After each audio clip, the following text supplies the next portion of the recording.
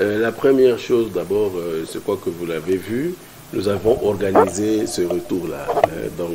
On a organisé le transport pour qu'il soit ramené à la maison.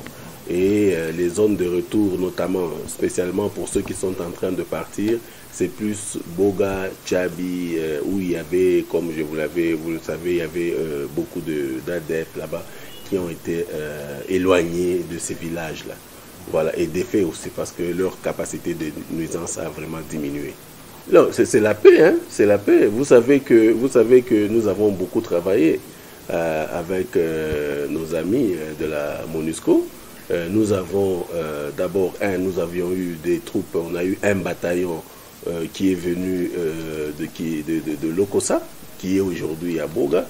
Et nous avons aussi, de ce côté-là, nous avons aussi des militaires de la MONUSCO et nous avons mené des opérations dans toute cette contrée-là. Et de deux, nous avions aussi organisé des opérations toujours avec le FIB du côté de Komanda sur la RN4 entre Komanda et Luna vers Otomaber, avec toujours les mêmes, d'ailleurs des militaires qui ont été formés aussi par les Guatémaltèques, les commandos entraînés, je veux dire, entraînés par les commandos guatémaltèques. Et donc nous avons ces commandos-là avec lesquels nous avons, n'est-ce pas, opéré, et aujourd'hui nous avons une accalmie dans ces endroits-là et nous les appelons des zones de retour. Et donc pour les zones de retour, non seulement nous avons déjà parlé à la hiérarchie pour qu'on nous donne plus de moyens pour aider ces populations qui rentrent, mais vous savez aussi que même avec le secrétaire général adjoint qui était arrivé ici, on avait évoqué ce problème-là de zone de retour. Même avec Madame Bintou aussi qui vient de repartir, on a aussi évoqué les zones de retour. Et donc avec nos partenaires, avec les agences et tout, nous sommes en train de voir comment est-ce que nous allons aider ces populations qui sont en train de rentrer chez elles. Nous avons déjà fait un grand travail non seulement avec le gouvernement, qui va ramener des moyens d'ici là, qui va nous amener des moyens d'ici là, mais aussi avec nos partenaires. Et il y a des projets qui sont déjà organisés et je suis sûr que d'ici 2-3 mois, ces déplacés seront vraiment aidés, ils recevront vraiment l'appui, et que ce soit de la communauté internationale, parce que ce sont des choses que nous avions déjà préparées, et que ce soit aussi de notre gouvernement, le gouvernement congolais. D'abord, nous avons le programme de 145 territoires. Donc quand vous descendez, je pense que nous étions d'ailleurs avec vous, nous étions avec le chef de bureau des Nations Unies quand nous sommes rendus à Boga et Tchabi. Dans ces zones de retour-là, on a construit et des écoles et des centres de santé. Et nous allons encore en faire davantage.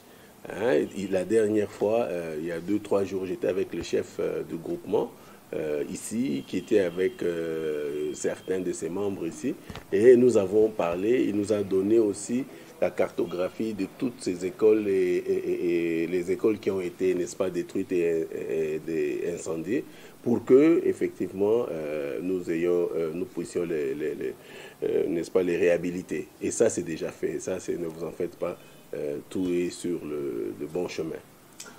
D'abord, je vous ai dit que nous avons la hiérarchie, nous avait déjà amené, nous avait déjà doté d'un bataillon en ce qui concerne Boga et Tchabi, là où les gens sont en train de rentrer. Il y a eu un recrutement massif. Et donc ces jeunes-là, ils viennent, ces engagés-là ils viennent de terminer.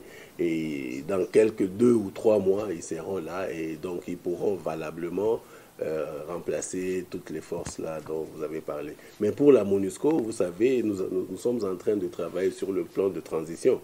Donc nous avons ce plan de transition, nous sommes en train de travailler ensemble pour que, effectivement, le jour où ils vont partir, qu'il n'y ait pas un vide. Vous savez, je crois que nous avons maintenant un grand précédent ici à Ituri.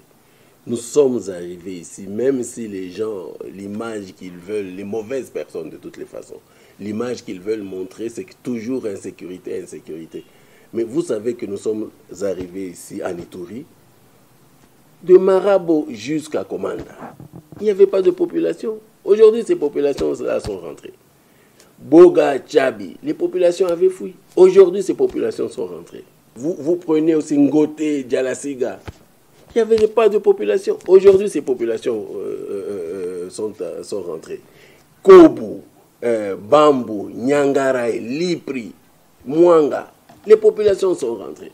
Maintenant, nous avons d'autres populations qui restent ici dans les sites, alors qu'ils ont des villages où ils ont une très bonne terre et où ils peuvent travailler. Alors, ce que nous leur disons, c'est quoi? C'est qu'ils rentrent chez elles à la maison. La population itourienne, c'est une population qui travaille beaucoup. Elle n'a pas besoin de manne. Rester dans les sites pour avoir un sac, je ne sais pas moi, de farine ou je ne sais quoi là. Non, nous pensons que ça, c'est... Non, non, non, non, non, non, non, non. Hein? Moi, je conseille vraiment à ces populations-là de rentrer, de faire comme les autres. Ils ne seront pas les premiers.